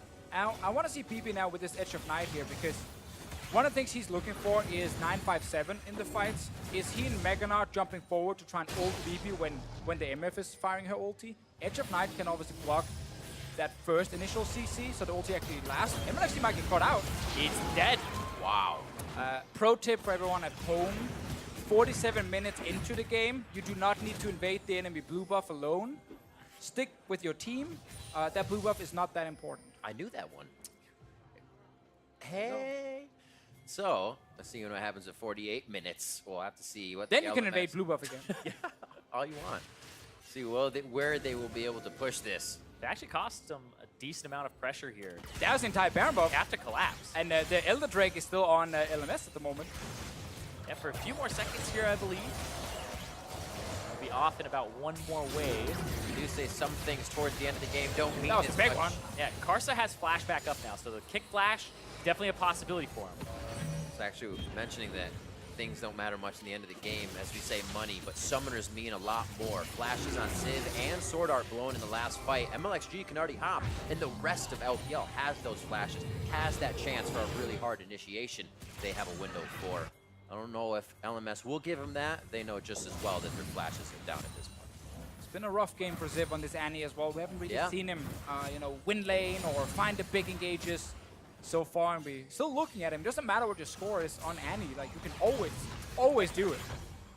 Isn't that Speed all great? game, still have an impact. You can do that. Speaking of having an impact, Karsa on the side here, looking for the kickback that we were talking about. When you're at this point in the game, there are a little bit less wards than before, because not everybody's putting controls down, but you can see Mlxg and Meiko both have 3 in their inventory here to try and keep the LPL out on the map in terms of vision. The wards this game are absolutely insane. They're giving each other a chance to back, to pick up more wards, give Meiko a chance to be out of the fight for a second to refill the Sightstone, and they continuously have to move it forward to do anything. Yeah, Karsa buys 3 for himself Right. now to match. Crazy. It's crazy because they have to do this, and it's so competitive. They're just playing at this level where they're like, we want to win so badly, and it's been neck and neck for almost 50 minutes now.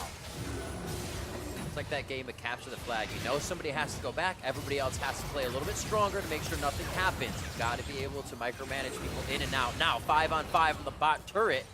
Get a quick stun onto Mlxg. Not a whole bit of damage that would stop it from going in if the team was ready. And it looks like they are just that on the bottom side, waiting for this next wave. Yeah, also waiting for the big wave in the top lane. That's going to do a Yeah. lot of damage to this turret here. So LPL playing it safe. We're still looking at Ziv on this Annie flash. Tibbers is ready. He needs to get on to someone like Xiye, but there's a cleanse, and it makes it really difficult. We haven't seen really a flash Tibbers at all this game, and we've been waiting for it for almost 50 minutes. It's been a long time coming. But what a difference it would make if Azir could still smash down these turrets with his soldiers. Oh yeah, the turret bomb with the W. Turret bombing. They would actually be able to get a lot more damaging because it's Uzi's autos they kind of want, but also Xiye's trying to get in 957. And right now they are stuck at bay. Xiye trying to get those soldiers to stand at attention in front of the turret so they have enough defense to get the attacks in, but it is only taking caster shots right now. Nothing else. What a Uzi, dance. yeah. Safety first here. No one wants to Hard hats on. go too crazy, too all in. Ziv is sitting very far back. Yeah, it's not even like Ziv is looking to like clear top wave. Oh, SwordArt! Mlxg has been taking damage the whole time. Little bits of poke. LMS peppers him, and they're able to take him out. Second time now, Mlxg is the one dying. First with the Baron buff, he was the man who got caught near the blue buff. Now, just around the wall here, he ends up dying. So the LMS suddenly finally get to push out. They have triple Mountain Drake. They need a few seconds, and they kill half the base. Yeah, and they can go ahead and actually split multiple lanes if they want, but I feel like they're not going to because they don't have vision control. They're just going to go ahead, push this bottom side. But they got 40 seconds without the jungler. Yeah. Go to that in-depth turret. We're officially dreaming, boys. The longest game of the Dream teams of All-Stars. Now, 50-10 was the last previous longest game, and we are now past that at 51-36. LMS looking at the bot in-hip turret. Meiko saying, do we want this? No, not a lot of us can make it through the Make It Rain, so do not go. The turret also stays up. Pings over towards Baron. They say, let's get a little bit of vision before we get crazy with anything else. Interesting that they did not just brute force down the turret here in a 4v5. 50 minutes into the game, they had a lot of ranged champions who can even do it. MF, Thresh, Yeah, you have Ryze, enough like damage. Annie, triple Mount Drake, you can take it down with these champions. Yeah, I'm pretty sure you have enough damage too that somebody can tank it for a little bit in a Oh, yeah, 45 easily. But they don't want to risk dying to Xiye and Uzi after Meiko's engaged, and that means we're going to get a fight around another Baron in this game. Are we, Deficio? I was promised more fights We might around get, Barons constantly. I believe you. We could just get one pick and then Baron, so it's not really. Does that count as a real fight? No, it doesn't. I want to promise Deficio. That's more of a skirmish. I can't promise you. It's 10-6, 52 minutes in. I can promise you at least one kill. Ooh, okay, I will take that. That's where I'm at. I will take that. Waiting for that intensity once again. Everybody's a little too cautious. This is the not want to lose moment for LPL and LMS. If you really consider your engages, and if the rest of the team can follow. We saw how much Meiko almost wanted to go in on the bot inhib turret. Now they may do it again. Make it rain slows that one down. You can see 957 and Meiko almost in Bash Brothers formation as they try that one. I am glad Ziv didn't take that lantern because he could, maybe would have gotten headbutted there. Gotta be careful. 3 men on the flank right now, while we have BeBe and Ziv sitting in the mid lane. Blah, blah, blah, blah. Karsa used the sweeper so he can't even I agree with that statement from walk before. around. I mean, at some point you could do the push-up, get one lane in your favor, and realm warp it back once you got them worried about the minions. They have to scatter LPL somewhere. It's funny because the Ryze could totally split push by himself or like push out like a side wave. Because even if he gets caught, he does have Zhonya's ult. Right. Right? I'm out. Yeah. Easy peasy. Doesn't seem like they want to give that up. They want the full 5v5 in this. Another thing they can do is, if they group as 5 and push up mid, they can Ryze ult into the Baron pit and kill the Baron in just a few seconds. You know, with the triple mountain drake, it's definitely an option. But they're so afraid of going mid because then there is a chance LPL will engage onto them. So they just don't want to take the chance. But right now, Ziv is going to show bot lane. At least he's moving down towards the minion wave. BeBe just recalled. I don't think the LPL team saw that, so they don't actually start the Baron. He recalled for a Phantom Dancer instead of boots. They're going to see Ziv in the bot now. Ignites back up for SwordArt. If they were waiting for any of those summoners, they have them once again. Look at Karsa though. He's actually hiding behind the Baron pit. This is that sit there for 3 minutes. You got nothing better to do. Mlxg tried this during Worlds, and it backfired. I mean, did they spot him there? I don't think they saw him at all. All right, there's the word he can use. Now they just have to time it. If they do not Meiko. know they're going, never a bad spot for LMS to fight. If they get in this choke point, there's everything that can go over the walls for LPL. Karsa's still behind it, and they have to recognize and respect They're on his positioning. Karsa. They turn. Team focus onto Karsa, blow the Guardian Angel, and take down the jungler. Karsa gets away for a moment. Void Spike picks him up. Sundisk is taken down as we see BeBe and the team trying to gain a little bit control over the map, but that's Karsa down as he was trying to make a play on the other side of the map. The LPL team said to start the Baron and then turn for the fight, and they found actually a good opening here. It was a great ulti from BeBe, but just didn't do enough, and so many members dropped low. Karsa was behind the enemy team the entire time. That's that moment where he's behind, and then the perfect engage or the engage opportunity happens, and you're just not there right now. Baron. 5 flashes down for the LMS as they try to approach LPL as they take the Baron. FoFo now into 957. He just absorbs the damage, and he directs all of the attention away from his team, grabbing the objective. Elder Dragon, and they have 4 dragons on the LMS side. But there's Baron recall as home guards. They're going to rush out here from the LPL side to stop this. Last time LMS lost 2 members, traded Elder Drake for Baron. Was actually a great trade for them. Won the following fight and got us to this point here, but now it's LPL with 5 members alive. Karsa is still dead for another 20 seconds. Yeah, it was about a 78+ second death timer for him. So he was out for the count. Knocked out. Need the smell of salts to get back into this game. If you're going down at this point, ultimate down for BeBe. They lose a little bit of wave clear, but they should be all right as everybody takes a breath. And another thing to actually highlight right now is during the off-season, there was a change to minions and towers, where towers got a bit more HP, but minions will now deal 10% more damage to them. What we've actually seen in this game is that the LPL's top lane's been pushing multiple times with huge minion waves and actually taking down now another turret. And that's something you gotta be a little bit more aware of, because again, a big wave can actually very quickly get out of control. And that's been heavily in the LPL's favor, and it's a free turret. Also, with nobody split pushing this game, it seems a little more The apparent. minions are split pushing. Getting those gigantic waves to come up once they're set. Everybody's been 5v5, ready to huddle, ready to fight, but not so ready to fight in the same instance. 57 minutes on the clock as we approach an hour here between the dream teams, looking to make that number 2 win in this best of 5 here. It's LPL pushing towards the bot side now with Baron. And they got all the buffs.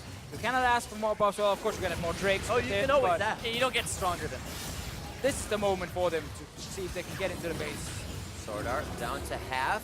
The reason that LPL lost their last positioning fight was Mlxg was a little too out of the way, and they were able to bring it back as Karsa made a mistake. This inhibitor turret goes down now, and the first base is finally broken, just sub 60 minutes, and that's the inhib as well. LPL can now work another lane with a little favor in that bot side. They did it! They broke the base.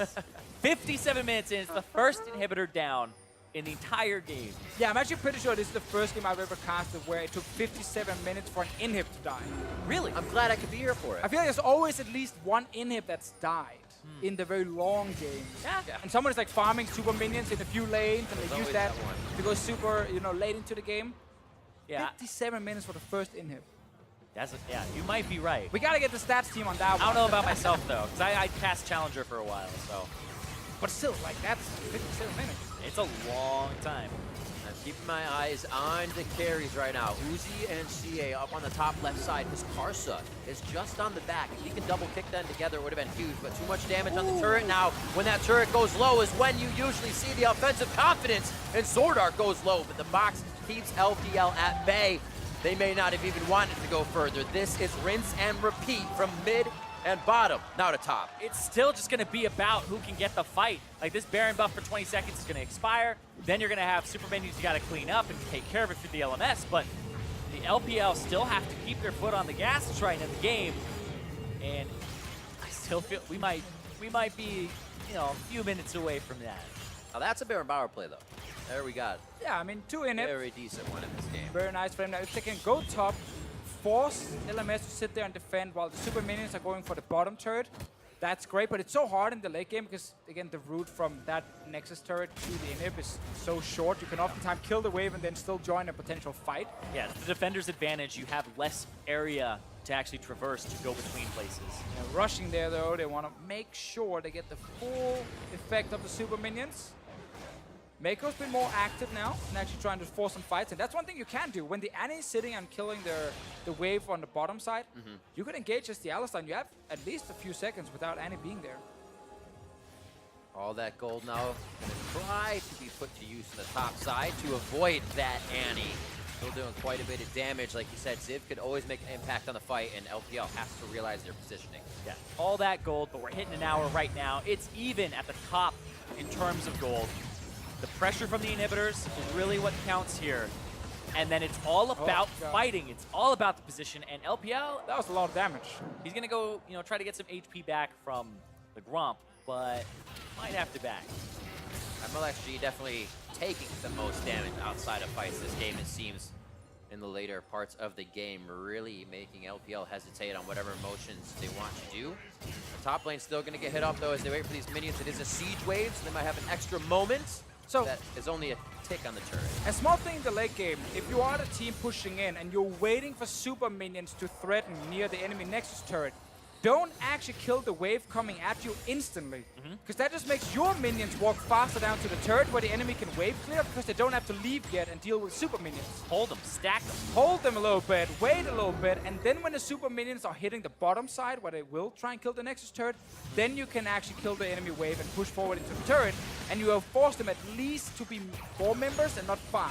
We are seeing some massive wave clear, though, from both FoFo and Ziv. Like, the fact that Super Minions have negative MR is actually helping out a lot here, because FoFo is clearing them out pretty quickly. It almost means they get themselves into another Baron, because it seems like these inhibitors will stay.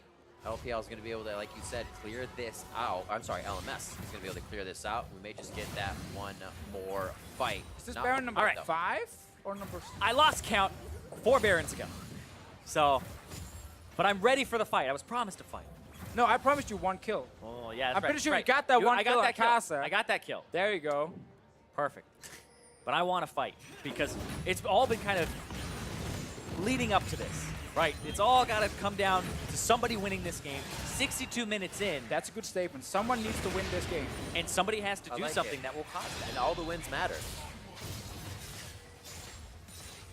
Slowly creeping Wait, up. Mlxg just jumped forward, I think. Oh, that's Meiko. Never mind. Yep. Mlxg's coming in now, though. That's the thing. You got to look for that one Oh, moment. 957 hotbox goes down. Not many people can follow through all by his lone. Karsa? Towards the top side. Karsa back and forth, ping pong, and he will go down.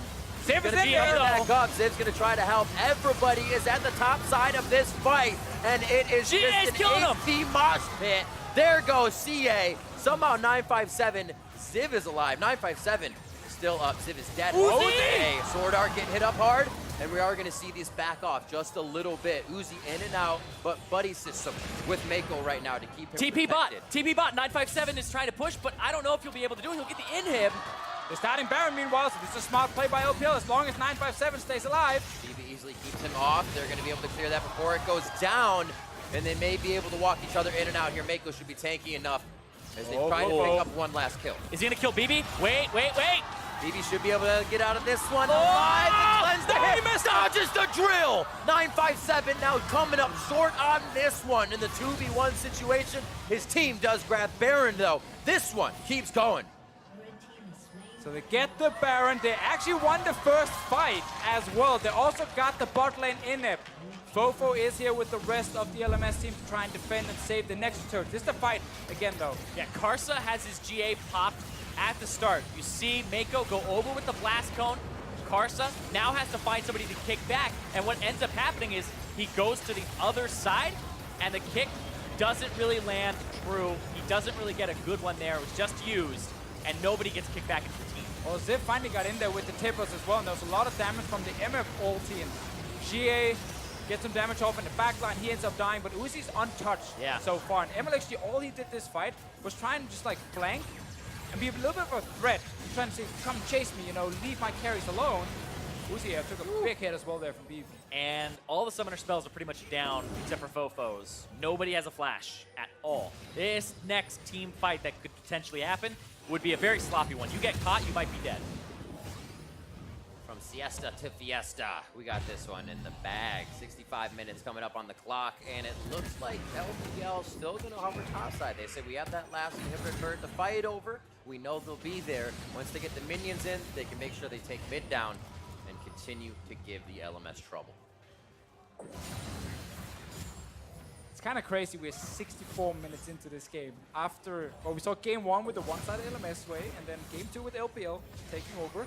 Now we had this super even game for basically, 64 minutes. I don't feel like any team was really that far ahead. LPL's been winning the last 2 fights, but only by like 1 extra kill. Yeah. So they haven't been able to win the game, and there's still a chance for LMS to just win the next one and take the whole thing. It just comes down to if you can find that right engage or that right fight. And they've been fishing for it, right? We've been seeing Karsa try to go for some flanks. We've been seeing Meiko looking for those engages. If you're somebody who is an engager for a team or has the tool to do so, that's who's feeling the most pressure here at the start. You have to look for the right one, and your team has to be able to back you up. Because I've been in that position, you screw that up, you're the one who dies, and you look the fool. Nobody wanting to mess this one up right now. Only Meiko has been on the front line. Eyes on Uzi and Xiye. Mlxg there as well to get some void spikes out. And we're keeping eyes on BeBe as well on the other side of the fight. And once again, a huge wave is on the way, top lane. Extra damage on these turrets here. Buff it up as well. There's 2 cannons that you can try and keep alive and see if that's enough to actually kill the turret. Super minions coming in the bot lane, another big wave for the LPL team. So a lot of pressure right now on LMS, but you gotta keep these minions alive. And we haven't been talking a whole bunch about individual players. BeBe's got to stay safe. FoFo has been dealing so much damage in these fights, but look at that. Just get the turret, and Meiko almost got caught. Redemption comes down, keeping everybody on that Where's front Mlxg line, going? looking for the hook. Mid lane has a few minions that could be pushed in. Cannon! So that wave. And a few more shots. 3 siege on the back line, able to drop the inhibitor so the team can stay safely at bay. And now they head down towards that mid lane, able to actually just stop LMS in their tracks here with each inhibitor. Even if the LMS get like an ace right now, it would take them forever to push across the map. With double supers, they'd have to get a clean ace. It would have to be a 5 for 0 to even stand a chance. Uzi's down to 50% HP at the moment, so they might just back off and let him lifesteal on the Elder Drake. Yeah, Elder. That's the thing is LPL, even if they pick this up, it's not a very strong Elder Dragon for them, right? They have none of the Elemental Drakes. Down to half. Uzi's low. SwordArt could easily want to go in on this one. Meiko is... Meiko What? could easily go down here. Karsa gets the Elder Drake. This is huge for the team. Lantern out as well. They're going to go ahead to take down Meiko. They lose one as they get themselves to safety without Meiko. Karsa bought a Zhonya's Hourglass. He sold the GA just to be able to try and do that. And it pays off as he steals it. All-Stars call for very interesting plays. He had that quite a long time ago, and we were wondering what he would do with it, and here it comes into play big. And LPL's been working for the last 20 minutes on trying to get this Elder Drake and actually win the game, but then Karsa steals it away from him. It's such a huge play for the LMS. This is exactly what they need to try and get back in this game and actually win a fight. They still haven't killed an inhib, but if they can use the Elder Drake with the 4 Drakes they have to actually win a team fight, they can still just win the game. Hey, we're talking about Karsa. This guy's Superman. Just jumping straight in there. That was out of smite range, and 1077 was the last thing you saw. 1,000 damage smite. Perfectly lines it up there and kills it, giving his team this advantage. Which is exactly what they need, because now you're not looking at LPL with a Baron buff right now. So you get to push out and be kind of putting the threat of a team fight on them. And he is on solo missions right now. Up here, knows his ability and boundaries of what he can stay safe through, and he's almost trying to solo figure out where the LPL is at times. Obviously, the team is just on the wing, but they are trying to instantly keep vision and stop the LPL from gaining any more ground after that fight. It's still so hard because, again, there are minion waves pushing against them. Mid lane right now, at least. Bot lane, very slowly, will be fine, and Uzi ruins everything by actually killing the caster minions, so no, it will no longer be fine. Pulls off an old school Wei Zhao, holding the side wave to get the split push.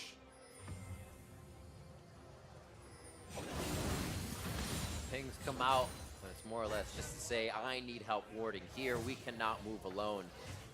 At this point, losing one could be everybody. You need help warding. Well, right now, the LPL literally only have 4 wards at their disposal from Meiko. There's no control ward slots, and we saw Mlxg sell his enchant. And then the top lane, oh yeah, there it is. So 957 also, I guess, has 2 that he could put down. You see that he's putting it to good use. Let's see, Elder Drake so far. Didn't really mean that LMS found a fight, because, again, there were waves they had to deal with. Open inhibs they had to constantly try and defend, and now it's the LPL once again feeling confident 70 minutes into this game 3. Lucky number 7. This is the fight. This is the one they get in on. Sundisk is out. They set up base just a little bit outside so they don't have to go all the way home if they get in any trouble. And again, Meiko on the front line. His flash is down, so it's maybe getting himself to a siege minion, travel on in, or they could wait for that flash to come back up. Be about 2.5.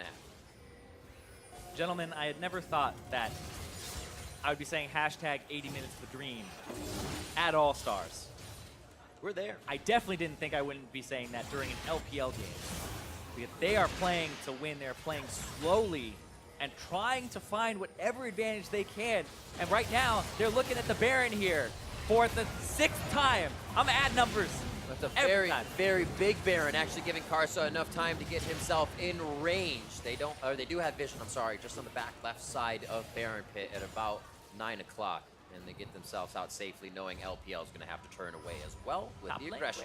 Yeah, Meiko decided to use his sweeper outside the Baron Pit, so he didn't actually get to spot the little ward in there. And obviously then LMS steps in, forces the LPL away from this one. They still staying around. Have they maybe found a sneaky ward in there? Blue team's inhibitors It is a yes, they found it. Taking it down, half HP.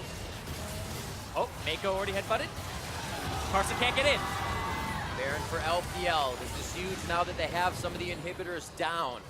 If they can get up to those super minions, they can actually help. The bottom one just respawned, They're all up. so they'll only have a few more waves. They just came up. We say reset. It usually means back and get items, but literally they are resetting the map. It's just, oh, all the inhibitors up.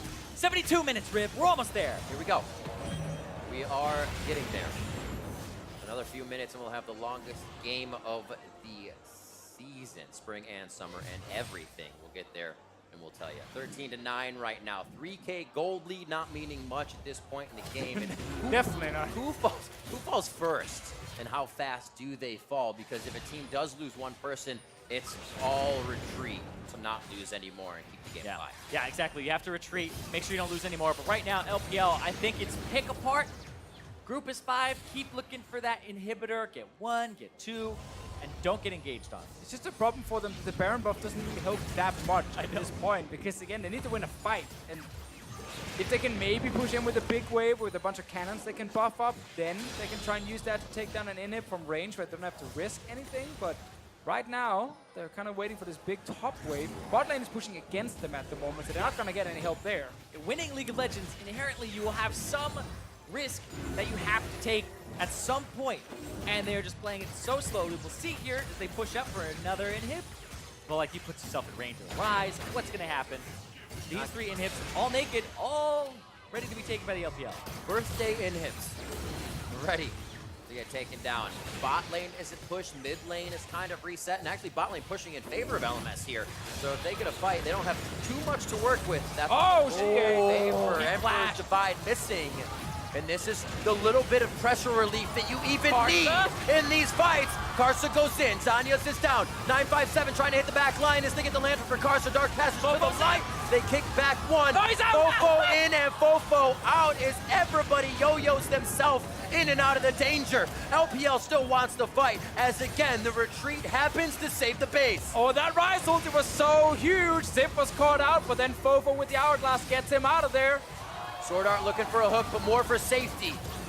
FoFo trying to deliver the last bit of damage in. Good hit. Backline goes. That's going to be Ziv going down.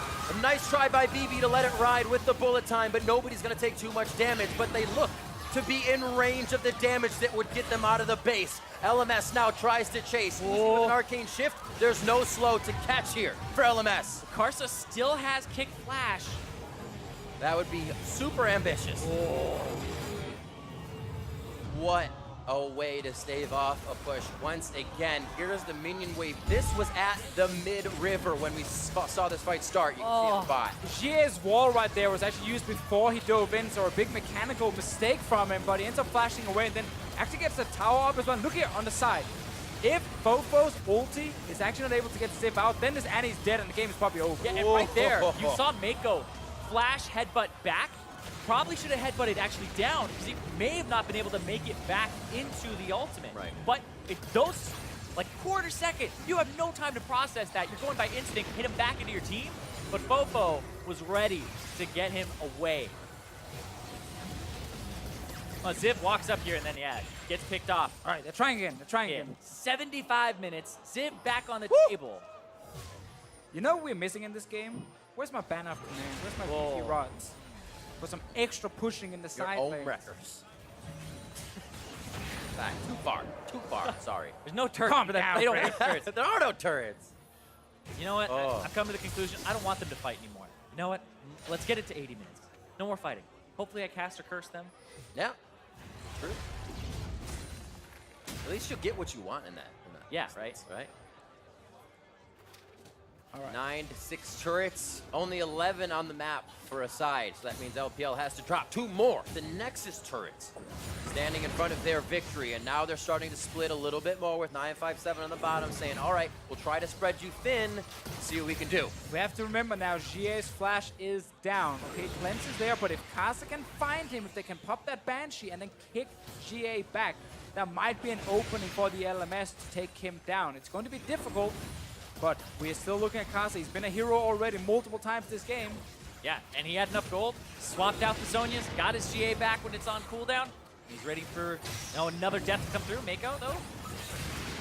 Gotta get rid of that Banshee as well on Xiye, otherwise they can't get onto him. Uzi should be safe. Yeah, it's kind of Misfortune's job. You gotta at least get that Banshees off with, a tick of your E, try to get something there, but at the same time, Meiko is still zoning and threatening. Karsa just playing around, trying to get something. Oh, he's getting a bit of damage. Mlxg also taking a bit of damage. Remember, he continues to get peppered before these fights start. Can't make a really big impact. 957 now getting help from the team as top lane slowly pushes itself in. And LPL looking for an opening. LMS looking for a mistake. Xiye's Banshee is down at the moment. Just for a few more seconds. Yeah, but look at how far back he is. I know, he's playing it so safe. He knows he's going to be the target if he actually steps forward. And right now, Uzi's just getting some damage on the inhib with 957, and that's enough. I mean, they'll get it once they get the siege minions, right? But we have Elder Dragon in 2 seconds here. and then Baron in a minute after that. We have to remember, if they go to Elder Drake, they actually give Karsa another chance to potentially steal it, which is horrible for them, seeing as there's 4 Drakes on the LMS side. So they don't need that Elder Drake. They can get this third inhib down. Can they, though? That's the big question. If they get it down, then they can go Elder Drake after. Don't make me reconsider your analysis, Deficio. Well, got it almost. Almost. Uzi, jump in there. So much fishing.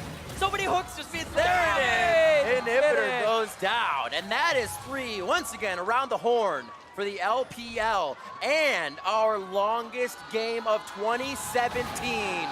We did it, North America. Deficio, I gotta say, it was Rockcat versus Origin in the spring, and you casted the previous longest game. So I thanks did. for being here. I did, and I think It was you. Thanks everybody for being a part of this. that game probably had the same amount of kills as this one, if I remember correctly. Elder Slightly worse players in that game. Slightly worse players. Elder Drake over to the LPL. Can Wait. there be any more? They FoFo can fit in their ulting. Are they pocket. going to make it in Or for they're a gonna rush the Baron? Baron. Oh, they left SwordArt Oh, they left two. They behind. left two. And that's going to be Ziv as well. Flash and Annie ult is there if she wants to find Tibbers, if she wants to show LPL. Oh, what she looks Mlxg is in a bed. Box goes down. Yeah. Oh, Smite goes Oh, in, but he early smites. It goes to Karsa, and now they're going to be on to Meiko. Karsa goes down, but the GA is going to come back up. FoFo's on his focus, trying to keep him alive. And There's the Sonya's. FoFo goes down. He was going to be the safeguard out, but he can't connect with it now. There are the That's kills. it. LPL looking to make the final touches. BeBe lets the bullet time ride as 957 and the rest of LPL lock down the kills necessary to make the base look open on the LMS side. Wait, hold on, though. We'll see. It would take a miracle to stop this. SwordArt with the flay of his life, but I don't think it's going to be enough. Xiye! The drill misses. Yes! BeBe takes down Xiye. This is going to be BeBe now. He is only Oh, able he to doesn't offer a matter! few bits of damage, and the auto attacks to come through. 957 almost his first target. The minions are on the Nexus They have turret, no mana! and LMS has to look to defend. They have to back. They have no mana. They wouldn't be able to do it. Now they got to take this inhibitor. Look, Uzi nothing. Meiko almost nothing. You still have 36 seconds. Only 2 members. LPL down on mana, but they have an 80 carry. They have the long-range damage. Do they have the positioning? They might be able to take this. He's on BeBe Mlxg. True Shot Barrage comes out. Mlxg trying to keep BeBe at the bay. Nexus! And the Nexus is down to half. The kill comes in. 80 minutes on the clock. 80 minutes to dream. And it's going to be the LPL coming up with Game 3's win.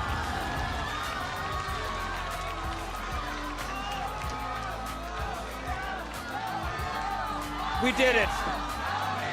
We witnessed the end of the game where LPL finally found the team fight they needed and actually managed to close out the whole thing. And that was an ultimate from FoFo into the pit. They leave 2 people behind. And Karsa, you can see, he was having a blast. Zonia's and GA still got the steal. That's where you, as a jungler, go, I still got it. I gotta respect the crowd in here as well for being so hyped towards the end. It's been a long, long game. It's been a lot of ups and downs as well. But in the end, Elder Drake into that Baron fight. They have already killed their You mean Elder multiple Drake into inhibs. Baron into Elder into Baron into Elder to Baron? Yes, yes, yes. That one. I think there's another one added as well. Okay. But then, 80 minutes into the game, they find the fight and they win. Right on cue, too. It Great just macro went play. to like 80 minutes and 5 seconds as it ticked over in the next Yeah, I like the fact died. they waited so long. They wanted the longest international game, and they got it. And this is Record-breaking. This is the greatest thing. Like, yeah, we just watched that game, and it was pretty exhausting and almost like stressful to watch the players not know what to do. How do you think they felt? They got to keep going. It's going to Oh, get yeah. tough for these guys, and they are now under a lot more pressure. We will have to get the thoughts now on Game 3, so we'll send it over to our analyst desk. Thank you very much, Rivington. 80-minute game. Deficio hanging on to the desk there by the end of it, losing energy, trying to muscle through. Basically a marathon of a game for the casters themselves, for the players, but ultimately the LPL comes out on top, moved to 2-1 on the series. It was about twice as long as the last game, at least. So this time around, I'm gonna give you 2 words to describe this game. Go for it, Pop Smithy. No words. No words. None whatsoever. Barn burner. Barn burner! We've upgraded to a barn burner. Frostgren? That was some hot garbage. Hot garbage. Oh, we're going to the elevated version of Papa Smithy's last game People analysis. tell us they don't want Korea in the finals anymore. If Korea's in that game, it doesn't go 80 minutes. We're That's what I'm going to tell we're you. breaking Telling records, you. Papa Smithy. 85, 90.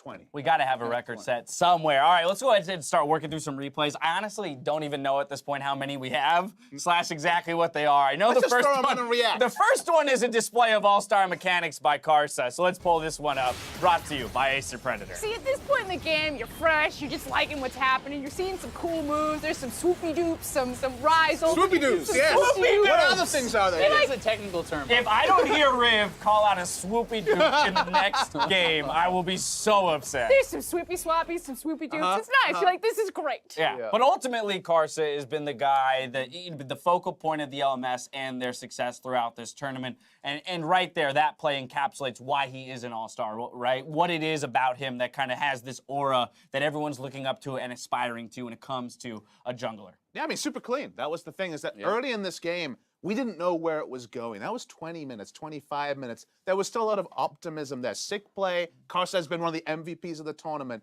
but it kept going from that Yes, dash. it did keep going. Let's take a look at some of what kept going. 25 minutes in, LMS, they grabbed the Baron. Let's take a look. I mean, at this point, you're actually thinking, oh, hey, look, they're pushing the pace of the game. They're going to close this one out pretty quick, get an early Baron, and not exactly where the game took us. Yeah, when we initially grabbed this play, we're like, this is perfect because we can Decisive. we can compare it to the last game where the LPL were struggling to make such a decisive goal. And to be fair, we can still make that comparison because this individual play was decisive. And to be fair, the LPL did subsequently struggle to close out the game and be decisive. It was back in the early days when we still had hope. So really no learning's actually been done. No. Yeah, it was a great example, but somehow that lesson fell on deaf ears because we extended the game to 80 minutes, but our third and final replay comes at 67 minutes into the game. Karsa with an Elder Drake steal here. Really standard stuff. 67 minutes into the game. You always standard, yeah. You hit your power spike of Azonia's Hourglass on Lee Sin, which really does allow you to very easily take away the Elder Dragon here, and really just business as usual. But to be fair to the LPL, I can understand why they were so cautious But about setting around you don't have that in your region? No. What? You have Jin Air in your region. No wonder you guys didn't make the finals. No Lee Sin with... Starting to make a heck of a lot more Yeah. sense all of a Didn't sudden. even know about the Ambition 67-minute Lee Sin power spike with Zonia's. doesn't know about that Zonia's power spike, but ultimately, I mean, hey, look, at that we damage. laugh, we joke, but it was kind of an ingenious use of an item there in terms of allowing himself to get in, have that Man's got a save, good brain. get it, get the lantern He out. had one job, right? His job was to get in the back line and kick, and if he needed a zone use to get in position for the lantern, that's all he needed. And let's be real, even when the game did end at that 80-minute mark, it was maybe a kill, a single auto from BeBe away of being extended yet another 5 minutes or so, just based on, health bars, lack of mana, and whatnot there in those final minutes. Yeah, I mean, 957 had no more GA. He was at like 200-300 health at one point. He was pretty close to actually going down. Yeah, and these team fights were just so close. I mean, look at the goal difference. That never really gets very far apart from itself. And you see the graph dip down a little bit over to the LMS. This is a very uncomfortably close game. Is anyone else kind of shocked at how low the damage numbers are? They're really low. For an 80-minute game, it was 54K under on 1K, Ezreal, yeah. right? Like that is On that's a Poke actually- champion. Yeah, on Poke champion. That's actually pretty shocking how low the damage was. Well, yeah, typically because numbers inflate as the Yeah, game goes generally on, speaking, so you're you sitting would at see 6 items, you do even more and more and more damage. So. All right, so do you think that's just indicative of the fact that these teams were spending so much time posturing around? We say that, it was still decently high kill game. I think it's indicative of how tentative they were to do anything. Right. I mean, every single time, it never felt like anyone was comfortable to go for a killing blow. They get the Baron, and we were kind of joking around. It's like, oh, they got the Baron. This will allow them to set up for the next Baron. But I mean, it was almost getting to that point where they were so scared to actually try to finish out the game. No one wanted to lose it, that they were always backing off, always trying to make the safe play. And ultimately, you can understand that when Karsa is making these crazy steals and these crazy decisive plays, you can understand the hesitation there. Like, if we Very mess hard this to close up, on a Zoni's hour at least. On the topic of hesitation, I hesitate to ask this question, but is there much of anything that we can learn from this game? Looking again forward in this series, LPL has elected to go back to blue side. They found success with that side in game 2. Looking to close out the series. Decisiveness is, of course, an issue for both of these teams to some degree in actually closing it out. But, okay, how do they do that? Where's a weakness in one of these teams that can be exploited by the other so that they can actually close the game out None, in they're say flawless. 25 minutes and bring our average back down? I think I had the answer, but my notebook's gone. Oh, the notebook is gone, so the answers are gone with it. Papa Smithy, the man, the myth, the legend, the only one with the answers, and those answers are unavailable. I mean, I think they'll kind of change up their draft. Like, to be honest, I think we're going to see some crazy champions next excuse me, From next who? game. From who? From both teams. I mean, Okay. imagine that. You just played like an 80-minute game. You saw their faces. They I were don't want to imagine exhausted. that. I just had to watch it. It's still a best of 5. It's I would fun for you to watch something it later fun. as well if you want. If I want to relive it, there are ways that I could do that. Azale, any final thoughts here moving into I got game 4 and match point? Nothing. He's got nothing. Our brains are wiped clean. The LPL are 1 win away from being crowned the 5v5 All-Stars. See if the LMS can bounce back after this break. Don't touch that.